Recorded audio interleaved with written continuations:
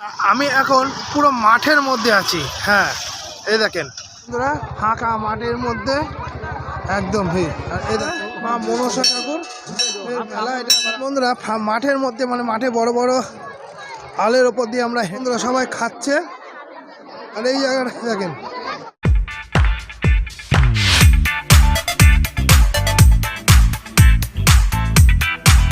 Good morning বন্ধুরা, blogger অরূপের এক নতুন ভিডিওতে আপনাদের সবাইকে সবাইকে স্বাগত বন্ধুরা। আজকে ভিডিওটা একটু নতুনভাবে শুরু করলাম, বাইক চালাতে শুরু করলাম। আজকে একটা জায়গায় যাচ্ছি, সেই জায়গাটা আশা করি একটা মেলা, কিন্তু সেই মেলাটা একটু অন্য ধরনের খোঁজ পেয়েছি।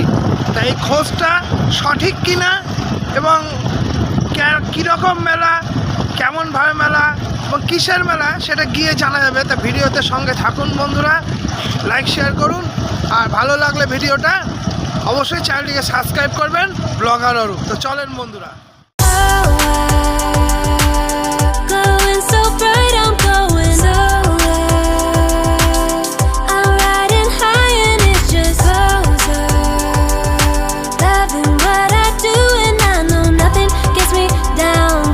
হাঁসখালি যাওয়ার রাস্তায় তারাধাম চোখে পড়লো। হ্যাঁ বন্ধুরা, এক্ষেত্রে হচ্ছে তারাপীঠের তারাধামের মতো আমাদের বগুড়া রোডে যেতেই একটা তারাধাম আছে, আর এটা খুব কিন্তু জাগ্রত। আর এই দেখেন তারাধামের যজ্ঞতি অনুষ্ঠান, এখানটায় যজ্ঞ হয়। তা চলেন বন্ধুরা, তারা মাকে উপেক্ষা করে, আর যেহেতু নিজেও মায়ের উপাসক, সেই জন্য তারা মাকে উপেক্ষা করে কোনো জায়গায় কর্মে যাব না।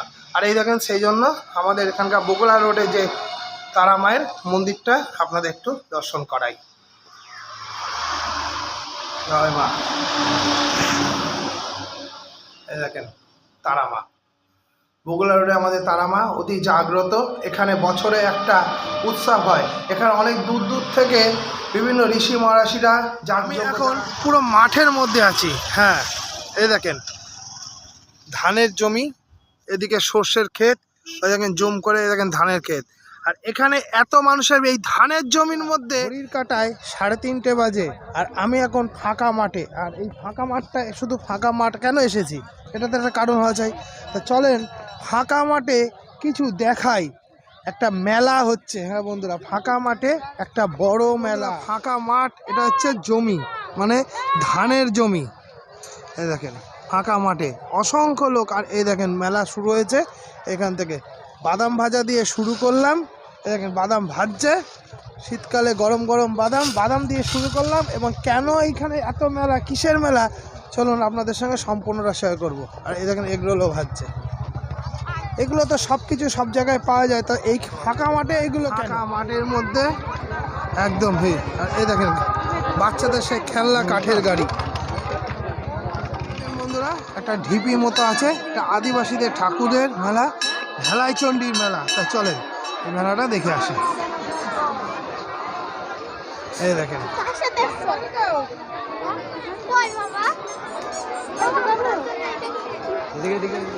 দেখেন গাছের মধ্যে, এটা কিসের মেলা? ঢালাইচণ্ডীর মেলা। অল্প ছোট্ট মা মনসা ঠাকুর মেলা, এটা আবার আদিবাসীদেরও, তাদেরও মা মনসা তো সবারই। এই দেখেন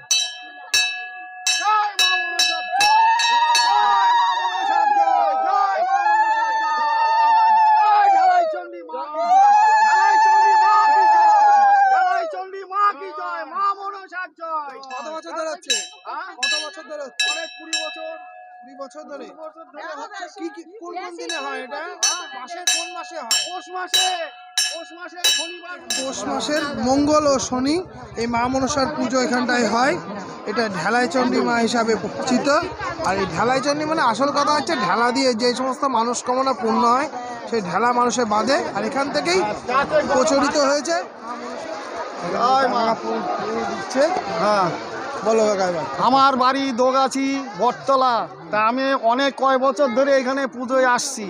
পুজোয় খুব জাঁকজমক পুজো হচ্ছে, কয়েক খাওয়ানো দাওয়ানো, সব খিচুড়ি পায়েস এসব, এই যে দুধ কলা দিয়ে সব পুজো দিচ্ছে, দুধ কলা তারপরে বাতাসা এইসব দিয়ে মা মনসার এখানে পুজো দেয়। যে যেমন মানসিক করে সে সেটা ফলে। এখানে পৌষ মাসে পুরো মাসটাই শনিবার লুট দিচ্ছে।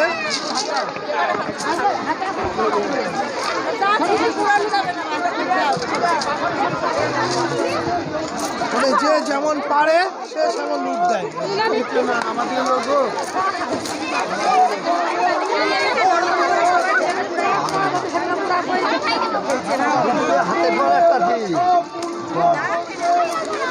পূর্ণতা অর্জনের একটা মাধ্যম, এটা মানুষের বিশ্বাস, হিন্দু ধর্মের বিশ্বাস। পাচ্ছেন আমরা আজকে কোন জায়গায় এসেছি, ঢালাইচণ্ডী মেলায়। তা এখানে এই মেলাটা কিন্তু ফাঁকা মাঠের মধ্যে, আপনাদের তো সব বৃত্তান্ত শোনালাম। তো চলেন এবার একটু মেলা প্রাঙ্গণে কি কি বিক্রি হচ্ছে সেগুলো একটু দেখাই। এই যে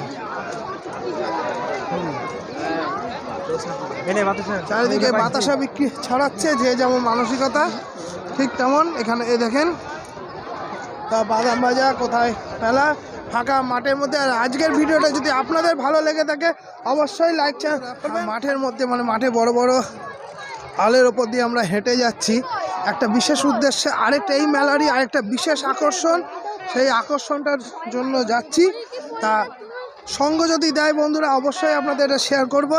আর আপনারা যে যেতে পারেন শেয়ার করুন এবং লাইক করুন।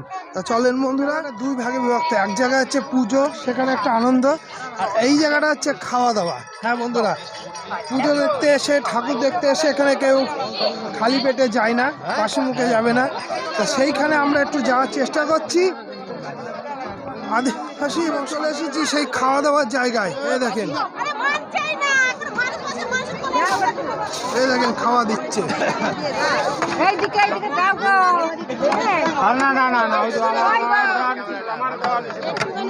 আমার দেওয়া নিষেধ আছে।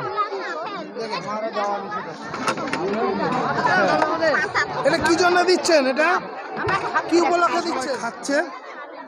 আর এই জায়গাটা দেখেন, মানে এখানে মাটিতে বসে, এই খাওয়ার সিস্টেমটা হচ্ছে মাটিতে বসে পাতা দিয়ে খাওয়া। আর এই যে ড্রাম দেওয়া আছে অপরিষ্কারের জন্য। দেখেন অগণিত ভক্ত, ঢালাইচণ্ডীর ভক্ত এখানে বসে খাচ্ছে, খাওয়া দাওয়া করছে এবং আনন্দ নিচ্ছে। সব থেকে বড় কথা হচ্ছে, কি খেয়েছো? কোথা থেকে এসছো? দোগাছি থেকে। এই তো ঠিক আছে, চলো খাও, আরেকবার কে নাও। ইছাপুর, মানে এখানে এই ইছাপুর এখানকার। এখানে কি উপলক্ষে খাচ্ছিস বল? খাচ্ছিস এদিকে বলতে পারছি না, কি জন্য খাচ্ছিস? কি পুজো? ঢালাইচণ্ডী। ঢালাইচণ্ডী বানান বল। ঢালাইচণ্ডী স্কুলে করি না। হ্যাঁ, এবার বানানি জানিস না, তাহলে কি করে হলো? দাদা কি পুজো তো এটা? ঢালাইচণ্ডীর মেলা। ঢালাইচণ্ডী মেলা কতদিন ধরে আসছেন? আসছে 2 বছর ধরে। 2 বছর ধরে। কোথা থেকে এসছেন? এই শক্তিনগর অঞ্জনাপাড়া। আমাদের কৃষ্ণনগর থেকে। কৃষ্ণনগর থেকে। দেখি বন্ধুরা, আর কিছু লোকের সঙ্গে কথা বলা যায় নাকি?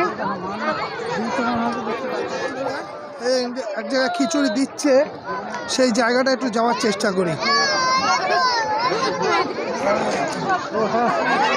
বন্ধুরা ঠিক এই জায়গাটায় পায়েস দিচ্ছে।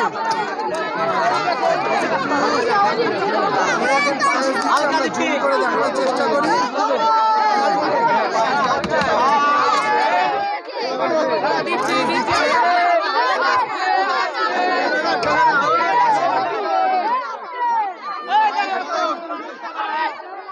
বন্ধুরা সবাইকে দেবে, সবাইকে দেবে। কোথা থেকে আসছো? কোথা থেকে আসছো? কোথা থেকে আসছেন আপনারা? বগুড়া। আচ্ছা ঠিক আছে, খান। কি উপলক্ষে খাচ্ছেন এটা? ঢালাই বানান বলেন তো, ঢালাই বানান কি? এবার বানান যায় না, সে ঠাকুরের প্রসাদ খাতে এসছেন? ঠিক আছে, কদিন ধরে আসছেন? হ্যাঁ বলেন বলেন, বলছিলেন বলেন। এরা ঢালাই বানানি জানে না, তাহলে কি হবে? না না, ঢালাই বানানি জানে না। বহু মানুষ সমাগম হচ্ছে। আমরা খুব ছোট্ট ছোট্ট পুতুলগুলো দেখে খুব ভালো লাগলো। কত করে পুতুলগুলো? 100। কোথা থেকে এসছো? নবদ্বীপ। তা এখন তো গঙ্গাসাগরের মেলায় যাওয়ার কথা, নবদ্বীপের লোকেরা অনেকে যাচ্ছে। কোথায় ভাই? হ্যাঁ কয়া নাকি? বাতকুল্লা কয়াল।